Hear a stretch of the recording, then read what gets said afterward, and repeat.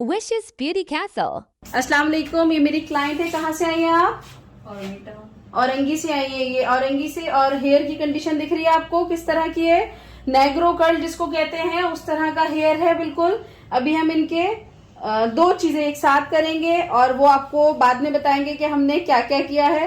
फिलहाल हेयर की कंडीशन देखें, चलते हैं, फिर आपको मैजिक दिखाएंगे और आफ्टर का रिजल्ट भी दिखाएंगे। तो चलें वापस आ जाएं। ये देखें, ये रहा आफ्टर का रिजल्ट।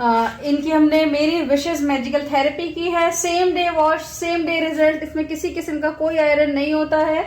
हम हाथ के हाथ आपको कोई 3 दिन का वेट नहीं होता, डायरेक्ट रिजल्ट निकाल के देते हैं। ये देखें, ये रहा आफ्टर का रिजल्ट। बिफोर की पिक्चर लगा रही हूं मैं साथ। ये देखें, ये कितने स्मूथ, कितने सिल्की, कितने शाइनी है।